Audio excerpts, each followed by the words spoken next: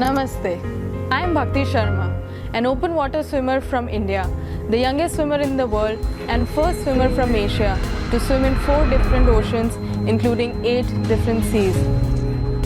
My mother and I also hold the world record of being the first mother-daughter duo in the world to swim across the English Channel. The President of India has honored me with Tenzing Norgay National Adventure Award for my accomplishments in the field of water adventure.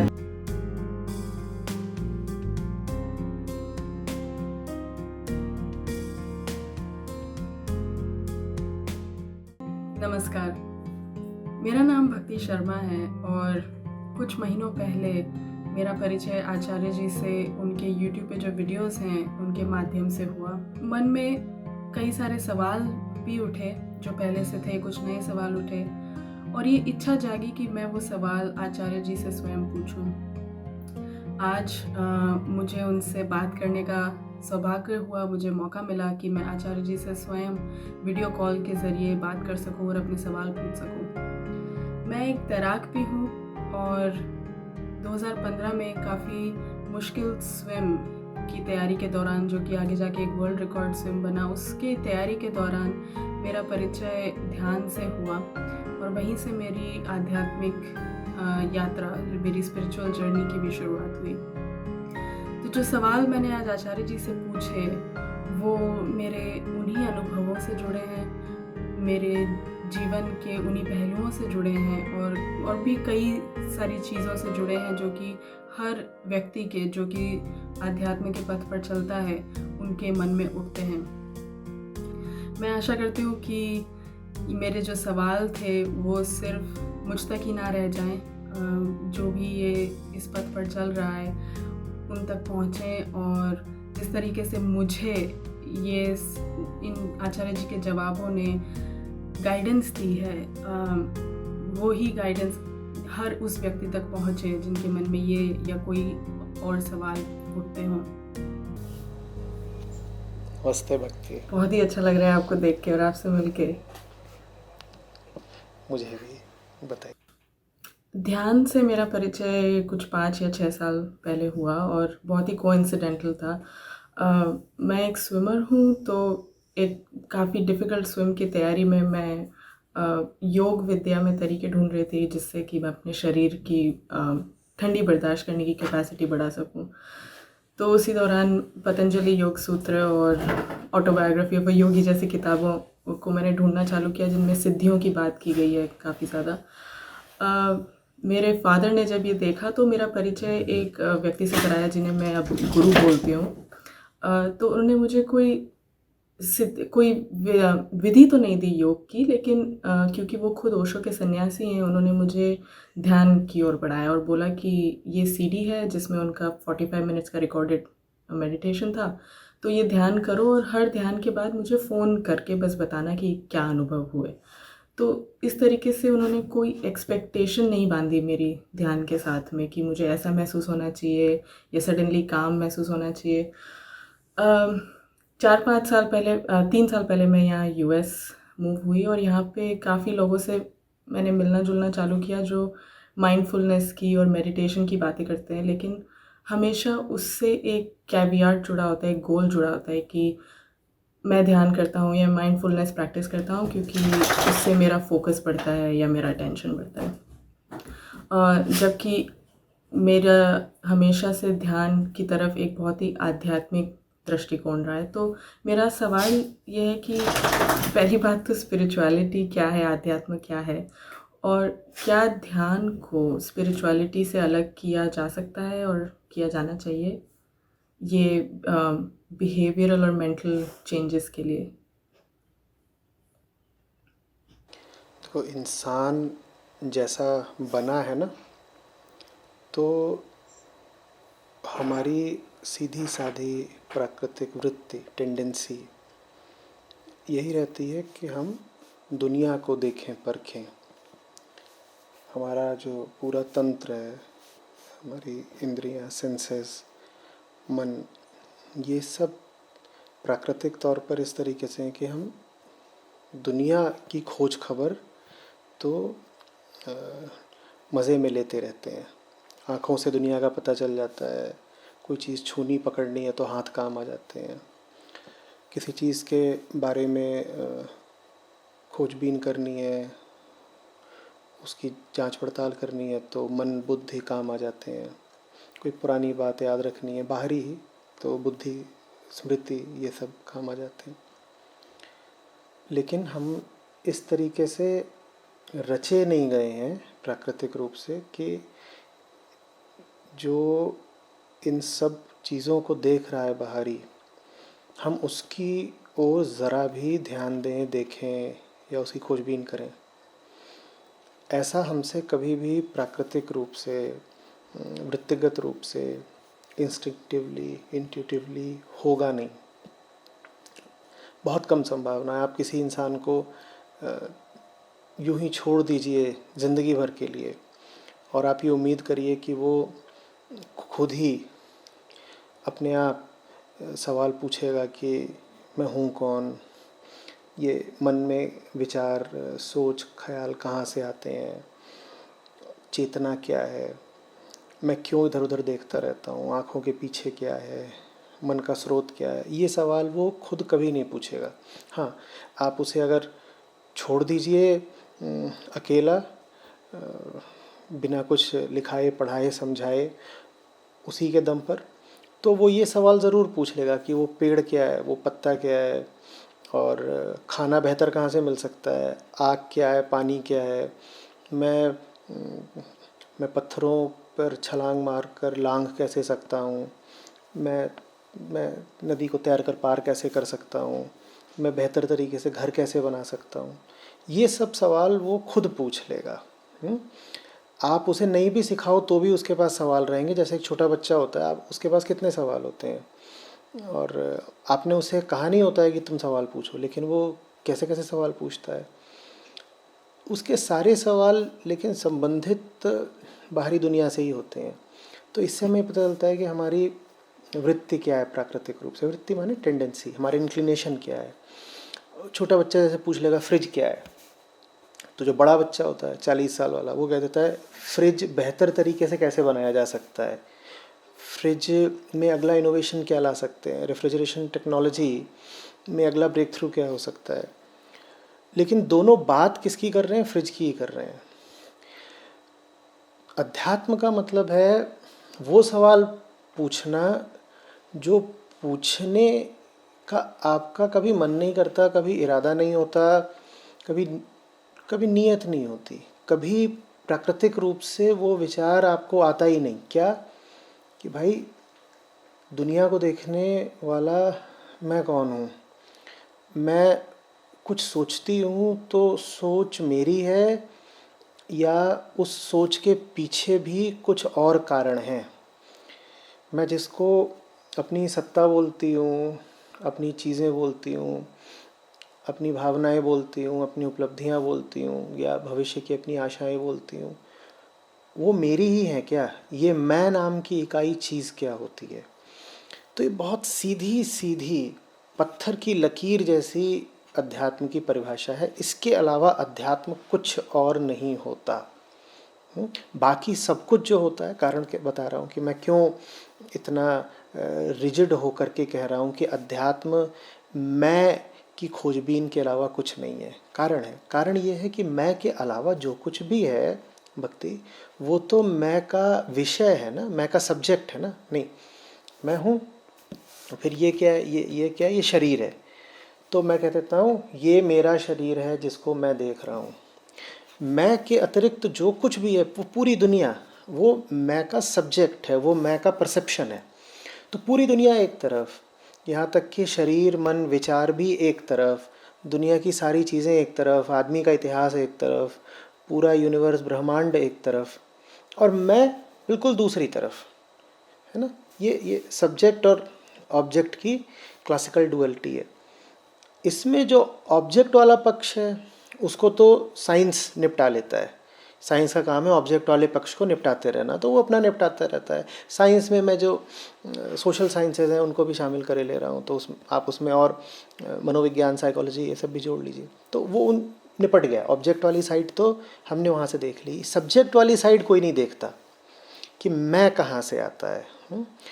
और अध्यात्म सिर्फ यही नहीं पूछता मैं कहाँ से आता है, अध्यात्म का जो उच्चतर ध्येय होता है वो होता है उस मैं की शांति भी, जो कि जो जिज्ञासा है आध्यात्मिक, उससे जुड़ी हुई चीज़। एक बार आप जान गए कि ये मैं क्या है, कहाँ से आता है, मैं अपने बारे में जान गया, वो जो मैं है, जो अहम है, जैसे ही वो अपने बारे में जान गया तो फिर वो वैसा ही नहीं रह सकता जैसा वो आम तौर पर रहता है। आप कह सकते हो वो बेहतर हो जाता है, आप कह सकते हो घुल जाता है, मिट जाता है, आप कह सकते हो पूर्ण हो जाता है, आप कह सकते हो शून्य हो जाता है, लेकिन वो वैसा ही नहीं रह जाता जैसा वो आमतौर पर पाया जाता है। तो ये अध्यात्म है। दूसरी बात आपने पूछी कि अध्यात्म और ध्यान का क्या संबंध है, साथ साथ चलते हैं इत्यादि। देखिए, ध्यान कौन कर रहा है? ध्यान मन करता है, ठीक है ना, मन। और मन की अभी हमने बात करी थी, मन इंद्रियों का जो पूरा समुदाय है उसके साथ बिल्कुल एक जुड़ी हुई चीज़ है। इंद्रियां और मन एक दूसरे से अलग अलग चल ही नहीं सकते। तो इंद्रियां कहाँ से सूचना, इनपुट, खोज खबर ला करके देती हैं मन को? इधर से, उधर से, बाहर से क्या चल रहा है, ठीक है। तो मन अब पूरे ब्रह्मांड को एक साथ तो देख नहीं सकता क्योंकि सीमित है इंद्रियों की सामर्थ्य से। तो वो अपनी सुविधावश या अपनी रुचिवश या अपने स्वार्थवश किसी एक चीज़ पर जा कर के आमतौर पर एकाग्र होता है, ठीक है ना। हमें खाना चाहिए तो हम जाके खाने पे एकाग्र हो जाएंगे, हम टीवी देख रहे हैं तो हम टीवी की स्क्रीन पर एकाग्र हो जाएंगे, हम किसी से बात कर रहे हैं तो उसके चेहरे पर, उसकी आंखों पर एकाग्र हो जाएंगे। इस तरीके से करते हैं। तो मन की जो आप समझ ही गई होंगी कि प्राकृतिक टेंडेंसी है वो है किसी चीज़ पर एकाग्र होने की। जब आप किसी चीज़ पर एकाग्र हो जाते हैं तो उसको कहते हैं साधारण एकाग्रता या कंसंट्रेशन, ठीक है। जब आप किसी दुनिया की कोई चीज़ होती है और उस पर आप एकाग्र हो गए तो वो साधारण एकाग्रता हो गई। लेकिन हम ये भी जानते हैं कि दुनिया की चीज़ों पर एकाग्र होकर के दुनिया में सहूलियत मिल जाती है, कुछ व्यवहारिक फ़ायदे हो जाते हैं, लेकिन वो आखिरी शांति नहीं मिलती जिसकी मन को तलाश है। तो मन जब कहता है कि मुझे वो आखिरी शांति चाहिए, इसीलिए मैं एकाग्र होऊंगा बस उस शांति पर ही, मैं ध्येय बनाऊंगा बस शांति को ही, तब इसको कहते हैं ध्यान, ठीक है। तो जब आपका ध्येय है एक निराकार, मौन, निर्गुण, अंतिम शांति, तो उस वक्त जो प्रक्रिया चल रही है वो है ध्यान की, और उस वक्त मन हो गया है ध्याता, उस वक्त मन हो गया है ध्याता, क्योंकि ध्येय आपका है शांति। और अध्यात्म में वही आखिरी ध्येय होता है। अभी थोड़ी देर पहले हमने बात करी थी ना कि अध्यात्म अंततः इस बारे में है कि ये जो सुलगता हुआ, धुआं छोड़ता हुआ, बुखार में रहता है अहम, परेशान, इसको शांत कैसे किया जाए। तो ध्येय होता है शांति। ध्यान सिर्फ और सिर्फ शांति या अंत या मौन, उसको सच भी बोला जाता है या कभी उसको परम बोल देते हैं, कभी परमात्मा ही बोल देते हैं, सिर्फ उसको लक्ष्य बनाने को ध्यान कहते हैं। बाकी सब जो कुछ भी करा जा रहा है ध्यान के नाम पर, वो वास्तव में किसी न किसी तरह का कंसंट्रेशन मात्र है। उसके कुछ लाभ हो सकते हैं व्यवहारिक तल पर वो ध्यान नहीं है।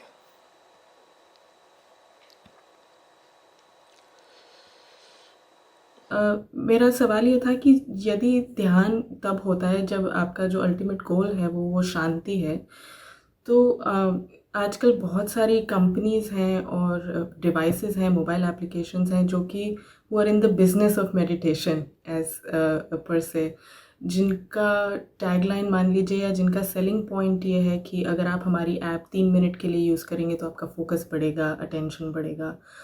मैं खुद भी यहाँ आने के बाद एक ऐसी ईईजी डिवाइस यूज़ करने लगी ध्यान के लिए, जो आपको हर सेशन के बाद में आपका बायो फीडबैक डेटा देती है कि आप इतने प्रतिशत काम थे, इतने प्रतिशत आपका मन एक्टिव था।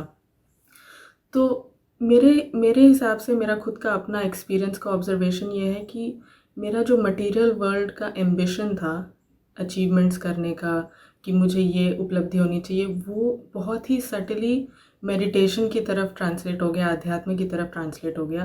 कि आज मैं देखती हूँ मैं कितने प्रतिशत काम रह सकती हूँ मेडिटेशन में। और अक्सर ये डेटा फिर आप सोशल मीडिया पे भी शेयर कर सकते हैं, तो ये एक कम्युनिटी कंपटीशन हो गया कि कौन कितना टाइम ध्यान कर सकता है।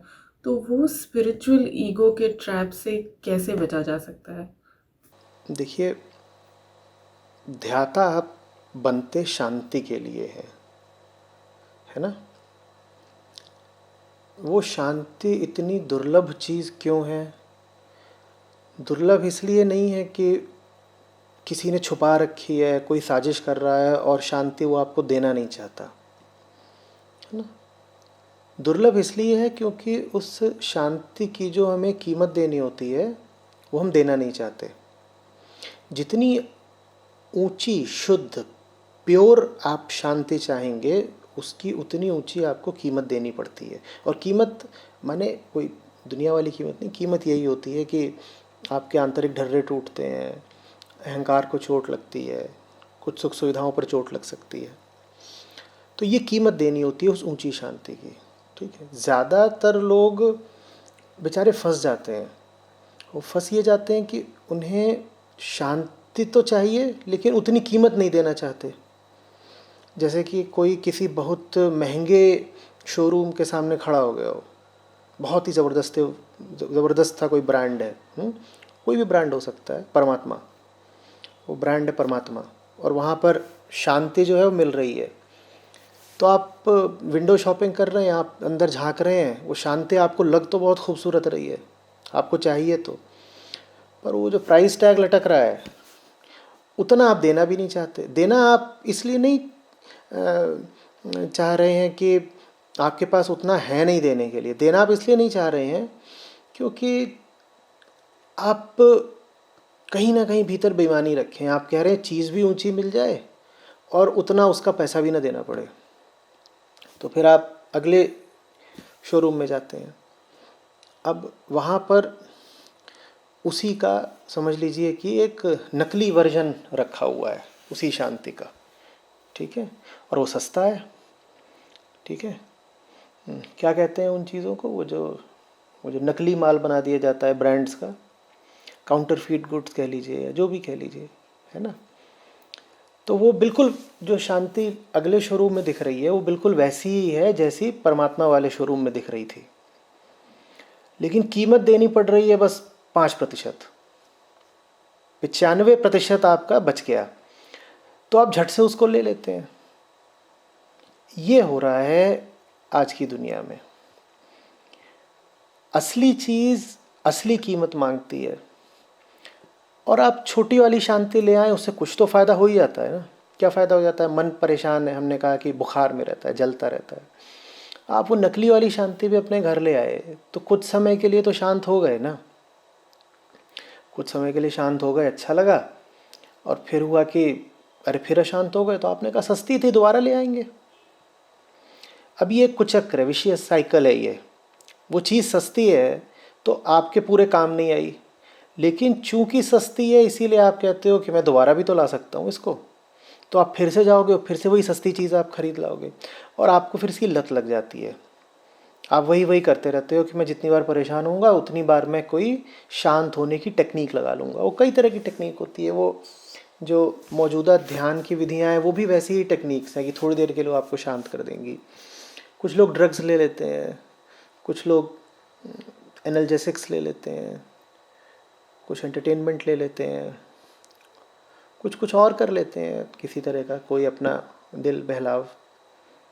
लेकिन ये सब क्या कर रहे हैं? ये सब आपको असली चीज़ के खिलाफ, असली चीज़ के खिलाफ एक सस्ता विकल्प दे रहे हैं। तो कुल मिलाकर के जो नकली ध्यान है, नकली मेडिटेशन है, वो असली मेडिटेशन के खिलाफ खड़ा हुआ है। वो ये पक्का कर रहा है, इंश्योर कर रहा है कि आप असली की तरफ जाएंगे ही नहीं, क्योंकि नकली आपको बहुत सस्ता मिल रहा है। जब तक आपको वो नकली जाली माल मिल रहा है, आप असली बताओ ना क्यों खरीदोगे? भाई पायरेटेड अगर आपको कोई चीज़ मिल रही है बहुत बहुत सस्ती, तो आप असली क्यों खरीदोगे? तो बाज़ार में पायरेटेड चीज़ का होना असली चीज़ के खिलाफ एक साजिश जैसा है, समझ रहे? हालांकि लगता यही है कि देखो मुझे भी तो इस ध्यान से शांति ही मिल रही है, लेकिन आप समझिए इस बात को कि ये जो छोटी शांति है ये आपको बड़ी शांति की ओर नहीं जाने देगी, क्योंकि ये छोटी शांति पा करके आपको थोड़ा चैन मिल जाएगा, सुकून मिल जाएगा, पेट सा भर जाएगा, तो आप असली चीज़ की तरफ जाओगे ही नहीं। The small becomes the enemy of the large. क्योंकि थोड़ा सा मिल गया ना, ज़्यादा अब क्यों चाहिए मुझे?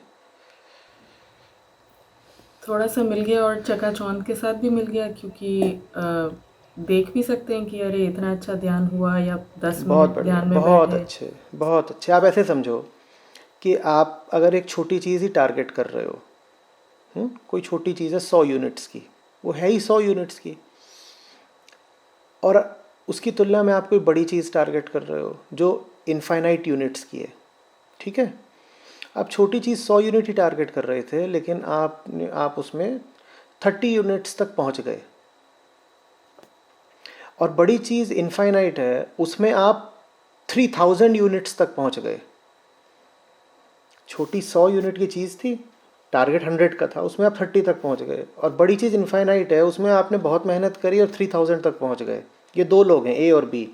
ए 30 तक पहुंच गया और बी 3000 तक पहुंच गया। बी ने ए से कितने गुना ज़्यादा मेहनत करी? बहुत ही ज़्यादा। है ना, 100 गुना ज़्यादा मेहनत करी। ए ने कुल 30 यूनिट्स का अचीवमेंट रखा है, बी ने 3000 यूनिट्स का अचीवमेंट रख दिया है।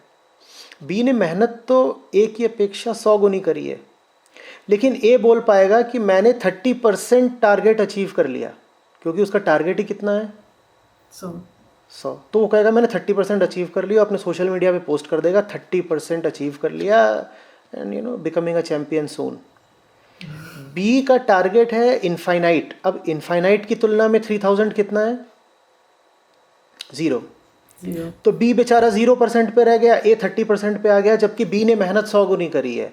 बी की एक्चुअल अकम्पलिशमेंट, वास्तविक उपलब्धि ए की तुलना में 100 गुनी ज़्यादा है, लेकिन दुनिया की नज़रों में ए खड़ा हुआ है 30% पर और बी खड़ा हुआ है 0% पर। अब इसको थोड़ा और आगे बढ़ाओ, ए बढ़ सकता है आगे, ए जा करके 80-90 पे आ सकता है, वो 80% 90% वाला कहलाएगा, वो वास्तविक हीरो चैंपियन हो जाएगा दुनिया में। वो जो बी है वो 1,00,000 यूनिट पर भी पहुंच जाए तो उसकी अकम्पलिशमेंट 0 ही कहलाएगी, क्योंकि अनंत है ना जो आप पाना चाहते हो जी। मन जिसकी चाह में है वो अनंत है। अनंत की तुलना में तो आप 1,00,000 यूनिट्स की भी प्रोग्रेस कर ली तो आप 0 पर ही हो। तो जो मन प्रतिस्पर्धा में लगा हो, जो मन तुलनात्मक रूप से देखता हो कि भाई मुझे कितनी शांति मिली बजाय तुलना में मेरे पड़ोसी के, वो तो फिर किसी छोटी चीज़ को ही टारगेट करेगा, क्योंकि जो लोग बहुत बड़ी चीज़ को टारगेट करते हैं उनके जीतने की संभावना कम होती है ना। आप जितनी बड़ी चीज़ को टारगेट करोगे आपकी जीत की संभावना उतनी कम होती जाएगी और मेहनत आपकी उतनी बढ़ती जाएगी। तो बेहतर ये है कि छोटी शांति को टारगेट करो, छोटा वाला ध्यान कर लो, सस्ता वाला कुछ ध्यान कर लो। कौन सा ध्यान कर लो? कोई ऐप ले ली और उसमें झींगुर की आवाज़ आ रही है या झरने की आवाज़ आ रही है, या पक्षियों की कलरव सुबह का वो रिकॉर्डेड है, आपने 5 मिनट सुन लिया, और वो आप 5 मिनट सुनोगे तो कई बार हार्ट रेट भी उससे वाकई कम हो जाता है, ब्लड प्रेशर भी वाकई कम हो जाता है, क्योंकि वो चीज़ सूदिंग होती है, इसमें कोई इनकार नहीं। तो आपको ये लगेगा कि मेरा कुछ तो फ़ायदा हो ही गया, और मैं बिल्कुल नहीं मना कर रहा हूँ कि फ़ायदा नहीं हुआ, फ़ायदा हुआ निस्संदेह, लेकिन ये फ़ायदा आपको नुकसान दे रहा है। नुकसान ऐसे दे रहा है कि ये छोटी चीज़ चूँकि आपको सुविधा से मिल जा रही है, इसीलिए आपको बड़ी चीज़ की ओर जाने नहीं दे रही। अभी हमने कहा था ना, the small is becoming the enemy of the large. Right. आपने जैसे बोला कि ये छोटी चीज़ से फ़ायदा तो हो रहा है, तो मुझे इन चीज़ों की वैल्यू वहाँ नज़र आती है in the completely uninitiated to speak, जिनके पास एक्सेस नहीं है गुरुओं के प्रति, या जिनके पास लिटरेचर का, अभी तो फ़िलहाल सभी के पास लिटरेचर पे एक्सेस है, लेकिन अगर मान लिया जाए कि किसी को पता नहीं कि कहाँ से शुरुआत करनी है, तो मुझे लगता है कि ये ऐप्स हो गई या जो ये डिवाइसेस हो गई, उनसे कुछ फ़ायदा हो सकता है। लेकिन खुद इस्तेमाल करने के अनुभव से मैं कह सकती हूँ कि ये एक तरह का क्रच बन जाते हैं, जैसे कि हैंडीकैप वर्जन ऑफ मेडिटेशन, कि आप, और वो इतनी पता नहीं, या तो डिज़ाइनर्स का इंटेंशन है कि आप उनको यूज़ करते रहें, कभी छोड़े नहीं, या वो अपने आप मन की टेंडेंसी है, फिर वो छूट नहीं पाती चीज़ें। तो क्या उसमें वैल्यू है इनिशियली स्टार्ट करने हाँ में? हाँ, बिल्कुल वैल्यू। और इसीलिए ध्यान की जो विधियाँ हैं वो ईजाद की गई थी। उनका उद्देश्य यही था। उनका उद्देश्य ये था कि आप उन विधियों में आएँ और आपको छोटी शांति मिले, तो उस छोटी शांति से आप इतने चकित हो जाएं और इतने ज़्यादा आग्रही हो जाएं, इतने उत्सुक हो जाएं कि आप कहें मुझे बड़ी चीज़ चाहिए। आपको एक सैंपल दिया जा रहा था। ये छोटी जो मेडिटेशन टेक्निक है ना, ये सिर्फ और सिर्फ जो रैंक बिगिनर है उसके लिए है, कि उसको स्वाद चखाया जा रहा है कि आप ये लीजिए और देखिए आपको ये पसंद आएगा। जैसे ही आपको पसंद आएगा आप कहेंगे और चाहिए और चाहिए। अभी तो आप यूएस में हैं, हिंदुस्तान में आप देखते हो ना क्या होता है, आप लोग मूंगफली वाले के पास जाते हैं या मिठाई वाले के पास जाते हैं। तो कोई देखते हैं कि नई मिठाई रखी है, तो वो पहले क्या करता है मिठाई वाला? थोड़ा सा चखा देता है। थोड़ा सा चखाता है। वो आपको क्यों चखाया जा रहा है? इसलिए चखाया जा रहा है कि वो थोड़ा सा आप चख के कहें कि वाह मज़ा आ गया, पेट भर गया, मैं वापस जा रहा हूँ। वो थोड़ा सा आपको इसलिए चखाया जा रहा है ताकि आप उसको चखें और कहें कि बहुत बढ़िया, 5 किलो बांध दो। वो चखाने का उद्देश्य ये है कि आप और मांगे और मांगे। लेकिन जो अहंकार होता है, ईगो हमारी, वो बड़ी शातिर, बड़ी चालाक होती है। मालूम है वो क्या करती है? वो ऐसे करती है कि वो गई और उसने कहा थोड़ा सा चखने को दीजिएगा, तो 20 ग्राम मिल गया, 20 ग्राम चख लिया, 20 ग्राम चख लिया और पीछे आ गए। अब 10 मिनट के लिए शायद भूख थोड़ी सी शांत हो गई। 10 मिनट के बाद या आधे घंटे बाद फिर गए, फिर बोले अब वो वाली चखा देना, वो वाली दूसरे वाली चखाना। फिर से 20 ग्राम चख ली और फिर वापस आ गए। फिर थोड़ी देर बाद गए, फिर कुछ और चख लिया। तो ये होने की जगह कि चखना और आगे बढ़ने का इंसेंटिव बन रहा है, उल्टा ये हो रहा है कि ये थोड़ा सा चखना और आगे बढ़ने के खिलाफ बैरियर बन रहा है। जिन्होंने ध्यान की विधियां बनाई थी वो सीधे सरल लोग थे। उन्हें शायद अंदाज़ा नहीं था कि एक समय ऐसा भी आएगा जब उन्हीं विधियों का दुरुपयोग, ध्यान की ही विधियों का दुरुपयोग ध्यान के विरुद्ध कर दिया जाएगा। उन्होंने ये सपने में भी नहीं सोचा होगा कि ऐसा भी हो सकता है, या शायद सोचा भी हो। तो सोच के मुस्कुरा दिए होंगे, कहा होगा कि भाई अपना अपना कर्म, अपना अपना कर्मफल, जो इस तरह की हरकत करेंगे फिर वो कर्मफल भी भुगतेंगे। तो अनइनिशिएटेड लोगों के लिए अच्छी हैं, लेकिन एक साफ साफ टाइम फ्रेम होना चाहिए कि ये ध्यान की विधि मेरे लिए बस 2 महीने या 6 महीने तक उपयोगी है, उसके बाद मुझे इसे छोड़ देना है।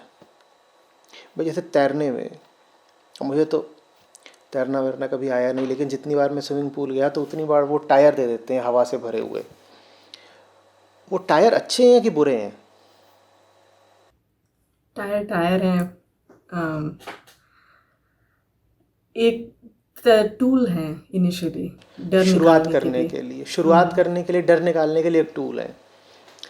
और कोई मेरे जैसा हो जाए और 10 साल 20 साल बीत जाए, वो टायर में ही बैठा हुआ है स्विमिंग पूल में, तो ज़्यादातर जो आजकल ध्यानी लोग हैं उनकी यही हालत है कि वो सागर में तो कभी पहुंच ही नहीं पाए, क्योंकि वो स्विमिंग पूल में ही बैठे हैं, वो भी टायर पे।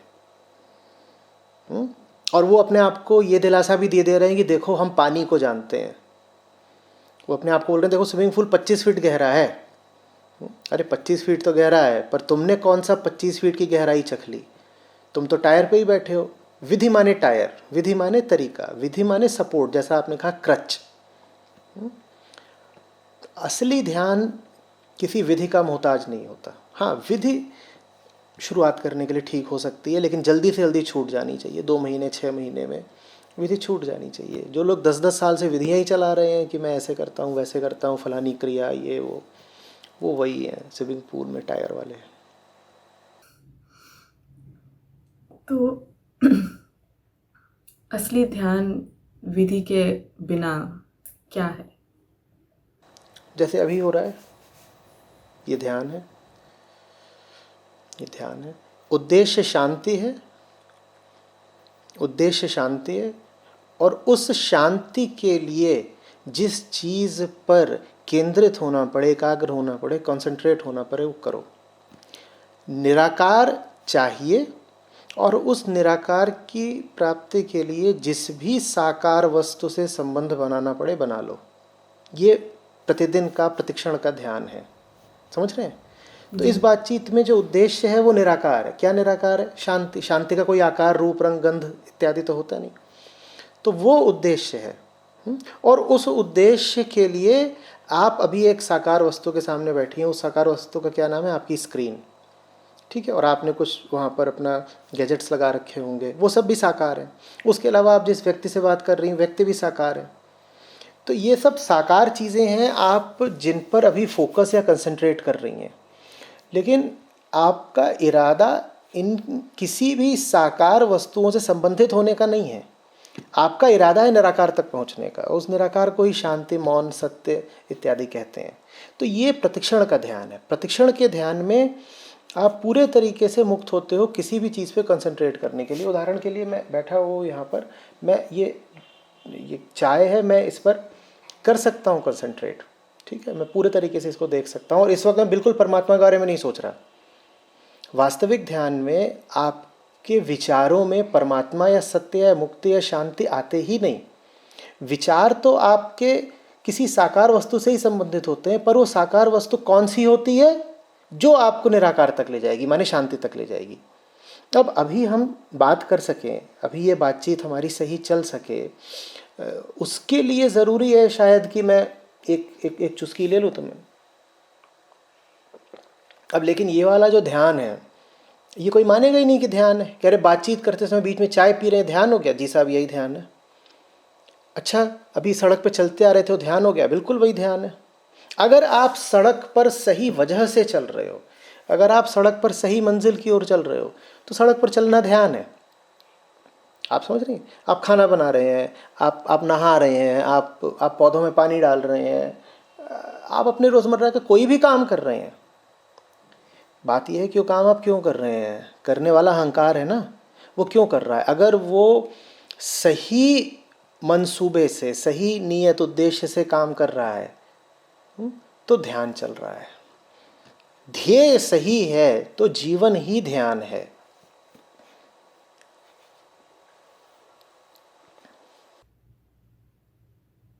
ध्येय सही है तो जीवन ही ध्यान। ये सारे काम करते वक्त कई लोग इसे फ्लो स्टेट का नाम देते हैं, तो क्या वो सही एनालॉजी है, फ्लो स्टेट में रहना? और ये 2 फ्लो होते हैं ना हमारे अंदर, 2 फ्लो होते हैं। एक फ्लो तो वो होता है कि कोई गुस्से में, आपने देखा है कितने फ्लो में होता है वो, या वो किसी और फिजिकल इंस्टिंक्ट या एक्साइटमेंट के अभी एक स्पेल में है, तो आपने देखा उसमें कितना फ्लो होता है, उसे रोका नहीं जा सकता, वो एकदम जानवर जैसा हो जाता है, एकदम फ्लो बह रहा है। तो एक फ्लो वो भी होता है, प्राकृतिक फ्लो है, वो बहुत गड़बड़ चीज़ होती है। ज़्यादातर जब हम कहते हैं कि I am in the flow या गो विद द फ्लो, तो वो वही जानवर वाले फ्लो की बात हो रही होती है। तो इसीलिए बहुत गड़बड़ है वो फ्लो।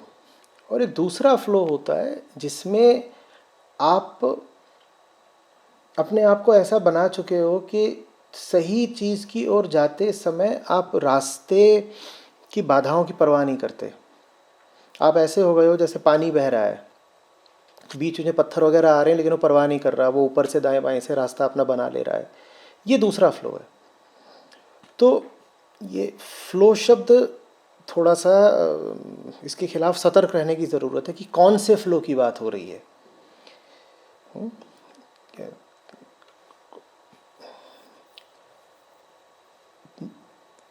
ज़्यादातर आप जो फ्लो देखोगे वो गलत फ्लो है, और जब फ्लो गलत होता है तब ज़रूरी हो जाता है ब्रेक लगाना या अपने आप को झंझोड़ देना और अपने आप को बिल्कुल पकड़ लेना कि मत बहो, तुम गलत बहे जा रहे हो। शुरुआत हमेशा गलत फ्लो से ही होगी क्योंकि हम सब पैदा ही ऐसे होते हैं। उसके बाद अपने आप को ज़बरदस्ती पकड़ पकड़ के सही फ्लो का अभ्यास दिलाना पड़ता है, और फिर जब आप सही फ्लो में आ गए तो उसकी बात दूसरी होती है। उसमें जो आनंद होता है, जो रस होता है, वो गलत फ्लो में नहीं होता, बिल्कुल गलत फ्लो में नहीं होता। लेकिन वो सही फ्लो कभी आपको अपने आप नहीं मिलेगा, वो आपको अभ्यास से मिलेगा। उसके लिए आप में बहुत तीव्र इच्छा होनी चाहिए कि मैं सही फ्लो में पहुंच पाऊं। तो जैसे एक बेहोशी का फ्लो और एक होश वाला फ्लो। बहुत बढ़िया, एकदम ठीक। तो आचार्य जी, हमारी जो कंडीशनिंग है बचपन से, वो हमेशा किसी एक उद्देश्य की तरफ होती है कि पढ़ाई के अचीवमेंट्स या एक्स्ट्रा करिकुलर अचीवमेंट्स या नौकरी के अचीवमेंट्स, और हमेशा से एक छवि उन चीज़ों की होती है दिमाग में कि what should a successful life look like. तो वो एक ध्यान उस चीज़ को दिमाग में रख के हर इंसान बढ़े जाता है वो सक्सेस के परसूट में। ध्यान का जो इन्फिनिटनेस है, जिस शांति की हम बात कर रहे हैं, उसकी कोई छवि नहीं है, निराकार है जैसे कि आपने कहा। तो हमारा जो ये दिमाग जो ट्रेंड है, कंडीशनड है एक पर्टिकुलर चीज़ को चेज़ करने के लिए और उसकी छवि होने के लिए, उस दिमाग को रीट्रेन कैसे किया जाए।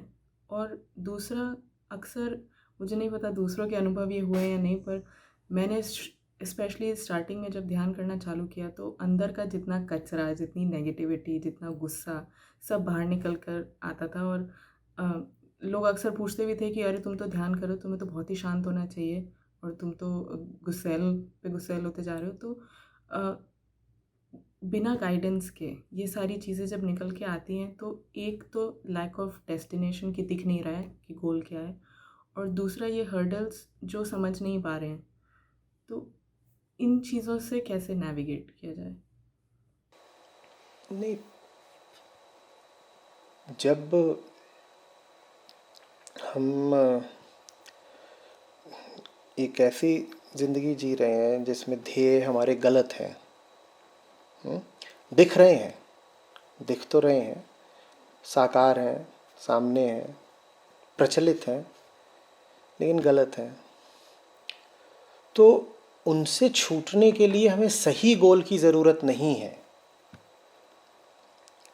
ये अगर हमने धारणा बना ली ना कि भाई मान लो कि मैं गलत ज़िंदगी जी रही हूँ, पर इसको कैसे छोड़ दूँ जब तक मुझे सही चीज़ का पता नहीं है, तो फिर आप गलत चीज़ को शायद कभी ना छोड़ पाएँ।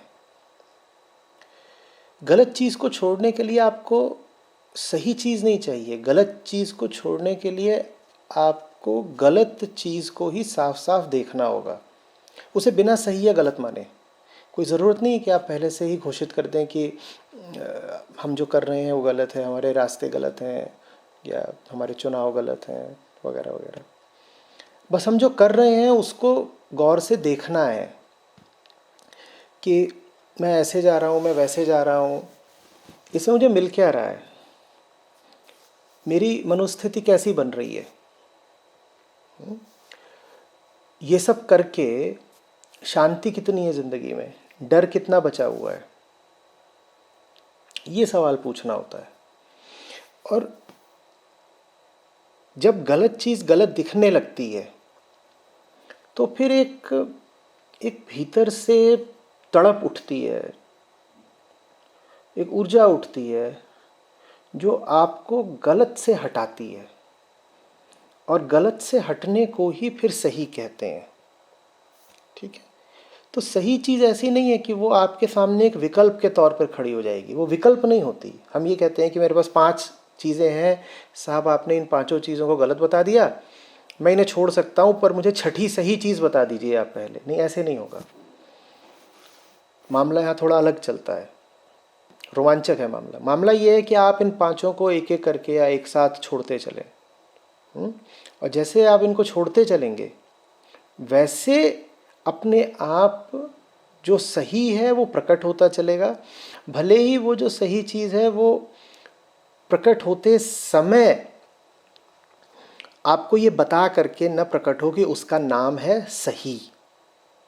हो सकता है आपको बहुत बाद में पता चले कि आपको सही चीज़ मिल चुकी है, ठीक है, लेकिन वो मिल रही होगी। नाम बाद में इसलिए पता चलेगा क्योंकि हमने तो सारा नामकरण उल्टा पुल्टा ही कर रखा है ना। जब हम गलत को ही सही बोल रहे थे तो जब सही हमारे सामने आएगा तो उसको सही कैसे बोल देंगे। तो इसकी प्रक्रिया यही होती है कि अपनी ज़िंदगी को, अपने फैसलों को, अपने रिश्ते नातों को, संबंधों को,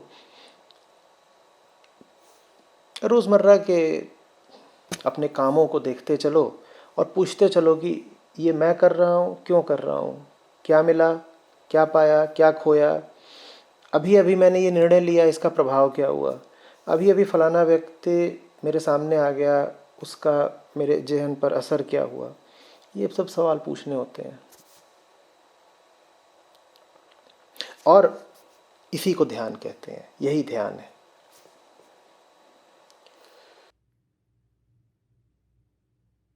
और जो जवाब निकल के आते हैं उनसे आइडेंटिफाई ना करना, क्या ये भी एक ट्रिक है? सवाल तो पूछे कि ये क्यों हो रहा है, पर जो जवाब निकल के आए। आइडेंटिफाई न करना आप इस भाषा में भी कह सकती हैं, शायद ज़्यादा उपयोगी भाषा हो कि जो जवाब निकल के आए उनकी मार बर्दाश्त कर पाना। क्योंकि जवाब अच्छे नहीं होते। आप जितना ज़्यादा साफ सुथरा और ईमानदार सवाल पूछोगे जवाब उतना ही ज़्यादा थप्पड़ की तरह आएगा। तो ज़्यादातर लोग फिर इसीलिए सवाल ही नहीं पूछते क्योंकि उन्हें पता है कि जवाब बर्दाश्त नहीं कर पाएंगे। तो इसीलिए वो चुपचाप जो हो रहा होता है वो उसको ही खुद को ये समझा लेते हैं कि यही सही हो रहा है, ये बिल्कुल ठीक चल रहा है हमारा। और उनसे आप अगर थोड़ा सा गहराई से बात करने लग जाएं, सवाल जवाब करने लग जाएं तो डर जाएंगे, पीछे हट जाएंगे। तो अपने भीतर ये फिर एक इच्छा शक्ति होनी चाहिए ना, एक हौसला होना चाहिए कि एक निर्णय होना चाहिए कि पर्दे के पीछे क्या है मुझे जानना है, मैं जानूंगी। और पर्दे के पीछे से अगर स्केलेटन, कंकाल भी निकलता है तो स्वीकार है, पर मुझे पर्दा तो हटाना ही हटाना है। उसके पीछे चाहे जैसा भी मंजर हो, कितना भी खौफनाक, मैं झेल लूँगी, मैं पर्दा तो हटे। इतना पक्का समझिए कि पर्दा जब आप हटाना शुरू करेंगी तो जैसे आपने कहा ना, ध्यान करना शुरू किया तो गुस्सा सामने आया, ये हुआ वो, तो पर्दे तो जब हटेंगे तो पहले तो उनके पीछे से यही सब कीड़े मकोड़े, गंदगी और कंकाल, यही सब निकलेंगे। ठीक है, इस उम्मीद में मत रहेगा कि एक दिन कोई आखिरी पर्दा हटेगा तो उसके पीछे से कोई बहुत मज़ेदार चीज़ निकलेगी। वैसा कुछ नहीं है, लेकिन ये हौसला रखिए कि जो भी निकलेगा झेल लेंगे। और धीरे धीरे ऐसा होने लगता है कि एक खास दर्द होता है, मज़ा देना शुरू कर देता है, फिर बुरा नहीं लगता। एक तरह का ये इंटरनल कॉन्फ्लिक्ट है कि अपने आप के ही अंदर 6, 7, 8 लोग लड़ रहे हैं आपस में। बिल्कुल, और वो सब के सब नकली है। और जो आंतरिक ईमानदारी है उसको उन 6 को ध्वस्त करके आगे बढ़ना है। हमें खुद को ही हराना है। हमारा जो असली मैं है उसको हराना है नकली मैं को। और नकली मैं कितने हैं? 7, 8, 10, 12, 2000 हैं, अनंत है, पता नहीं कितनी पूरी भीड़ है अंदर। वो पूरी भीड़ को हराना है किसी एक ने। और जो एक है वो बेचारा उपेक्षित पड़ा रहता है, हम उसकी कुछ परवाह नहीं करते, उसे रोटी पानी भी नहीं देते। ये जो पूरी भीड़ है ये पार्टी करती रहती है अंदर, इनकी पार्टी खराब करनी है, यही अध्यात्म है।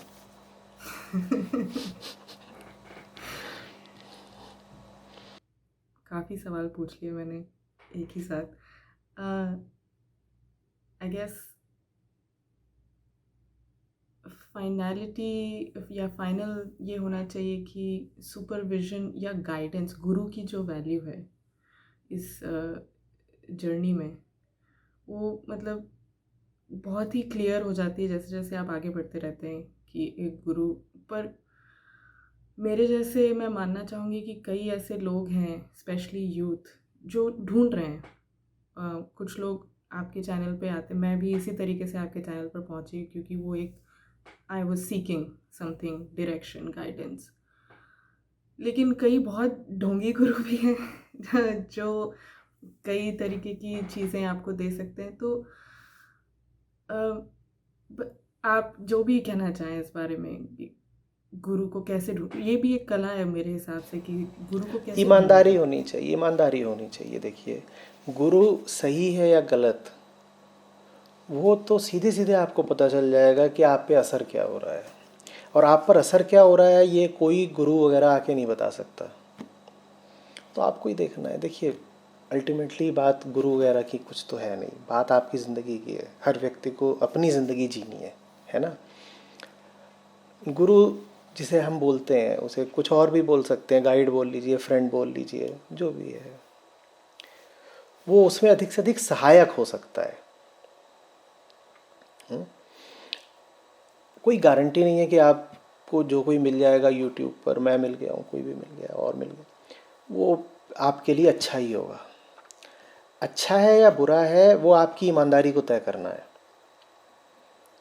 आपको साफ साफ देखना है कि आपको जो चाहिए वो आपको मिल रहा है कि नहीं मिल रहा है। उसके लिए सबसे पहले तो आपको साफ होना चाहिए कि आपको चाहिए क्या। उसके लिए आपको साफ होना चाहिए कि आपको कोई नकली ढोंगी चीज़ नहीं चाहिए। अब मान लीजिए आप हैं ही किसी छोटी सी ही चीज़ की तलाश में, किसी पेटी चीज़ की तलाश में, तो पेटी चीज़ आपको आसानी से मिल जाएगी ना। फिर तो आप उस पेटी चीज़ को ही बढ़िया बोल देंगी, महान बोल देंगी। और फिर आप क्यों कहेंगी कि वो जो पेटी चीज़ है वो ढोंगी है? क्योंकि आपको चाहिए ही कुछ पेटी था। तो मैंने पहली शर्त क्या है? पहली शर्त ये है कि आपकी रिक्वायरमेंट, आपकी तलाश किसी सही चीज़ की होनी चाहिए। देखिए, जब आप सही चीज़ की तलाश करने निकलोगे तो जाहिर सी बात है कि फिर कोई आप नकली चीज़ स्वीकार करोगे नहीं। या मान लीजिए आपने धोखे से स्वीकार कर भी ली, तो वो जो नकली चीज़ अपने आप घर ले आए, आप पाएंगे कि वो काम तो कर नहीं पा रही है, तो आप उसको फिर हटा दोगे। समझ रहे हो भाई? आप अगर मांग रहे हो, आपके पास बहुत अच्छी गाड़ी है, ठीक है, और आपको उसमें लगाने के लिए कुछ चाहिए,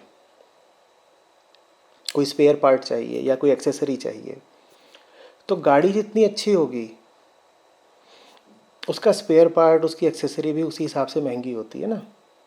धोखे से अगर आप कोई घटिया पेटी चीज़ ले भी आए तो आप पाओगे कि वो उस गाड़ी के साथ फिट नहीं हो रही है, तो अपने आप उस पेटी चीज़ को आप रिजेक्ट कर दोगे। यही काम ज़िंदगी में होना चाहिए कि आपका जो उद्देश्य है वो बहुत बड़ा होना चाहिए। उस बड़े उद्देश्य की प्राप्ति के लिए अगर आप कोई नकली गुरु ले आए या कोई नकली किताब अपने घर ले आए या कोई नकली विधि घर ले आए, तो हो सकता है आपको एक बार धोखा हो गया, किसी से भी हो सकता है, इंसान है हम सब, तो धोखा हो गया, कोई नकली चीज़ ले आए, लेकिन फिर आप पाओगे कि वो मिसफिट है, वो आपके उद्देश्य में काम नहीं आ रही, तो वो ऑटोमेटिकली ड्रॉप हो जाएगी ना। तो ऐसे चलता है काम। आपका उद्देश्य सही होना चाहिए, तो जो आपको राइट फिर उसमें असिस्टेंस चाहिए वो फिर अपने आप मिलने लग जाता है ना, क्योंकि रॉन्ग असिस्टेंस काम नहीं आता।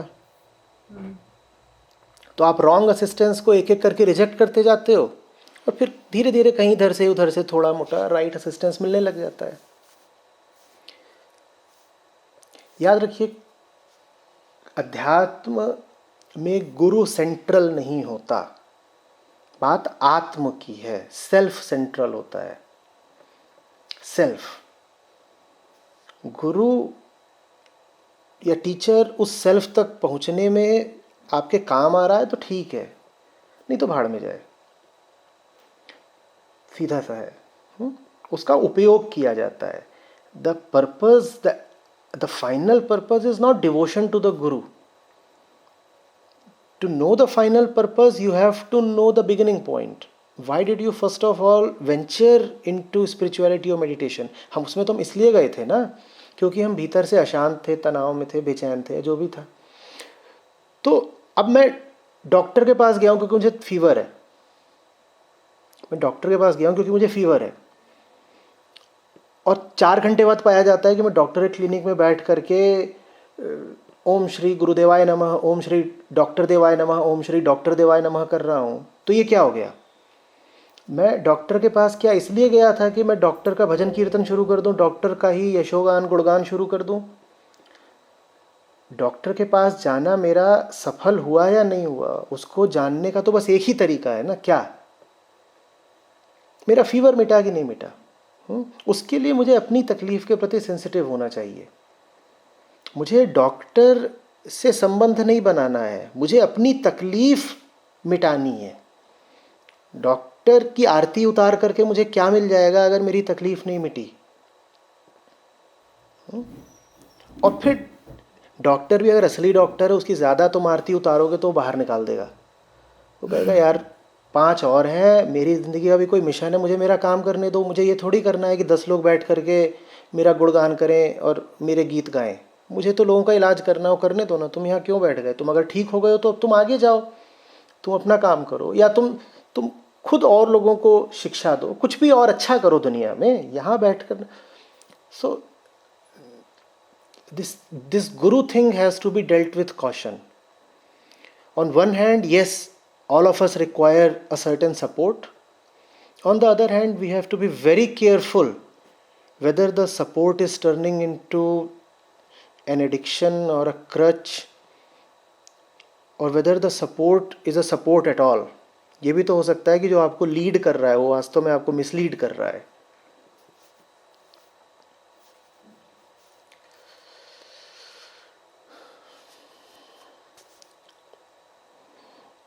Yeah, often guru becomes a source of ego also. कि मैं ईगो ऑल्सो, बिल्कुल बिल्कुल. और फिर आप ऐसे ही गुरु को पकड़ोगे जिसके साथ ईगो चमक सकती हो, और फिर वो कोई सोशली रिकॉग्नाइज्ड गुरु होना चाहिए. क्योंकि आपने कोई ऑब्सक्योर सा गुरु पकड़ लिया तो फिर आप किसको बताओगे? my questions have started dropping. Good, fine. Nice conversation. And I wish you all the inner help that you might need in the way that is right for you.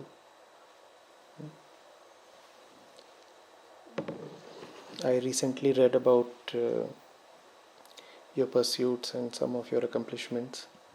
So, in fact, just yesterday. So, felt good. And Those pursuits are the things that led me towards the spiritual journey. They created so much dissatisfaction that I had to seek peace somewhere else. Right. Wonderful. As a seeker, as a person, and as an Indian woman, I admire the way you have taken and the distance you have covered. And good. Thank you so much. एक चीज़ जो आचार्य जी ने इस बातचीत के दौरान कही वो बहुत गहरे तक अंदर जाकर बैठी. आचार्य जी ने एक लाइन कही इस बातचीत में कि यदि आपका ध्येय सही है तो जीवन ही आध्यात्म है. वो सीख मेरे लिए बहुत ही बड़ी है और उसे पूरी तरीके से समझ पाने में भी समय लगेगा और अपने जीवन में इम्प्लीमेंट करने में भी समय लगेगा. लेकिन ये बहुत ही बड़ी सीख मुझे लगती है जो मैं ले सकती हूँ और कोई भी ले सकता है कि आध्यात्म जीवन का कोई एक हिस्सा नहीं है, पहलू नहीं है. लेकिन अगर आप अपना जीवन सही तरीके से जी रहे हैं तो आध्यात्म जीवन जीने का ही तरीका है. तो मैं आशा करती हूँ कि जिस तरीके से मैं इस बातचीत के बाद में जितना कुछ एक कह लीजिए खजाने के तौर पर आचार्य जी की सीख मैं लेके निकली हूँ, वो उसी तरीके की आप भी ले पाएँ, इस बातचीत से जुड़ पाएँ, मेरे सवाल आप जो भी देख रहे हैं उनसे रिलेटेबल हों, और मैं आशा करती हूँ कि मेरे सवालों के ज़रिए या इस बातचीत के ज़रिए आपके भी कई सवालों का जवाब आपको इस वीडियो में मिले।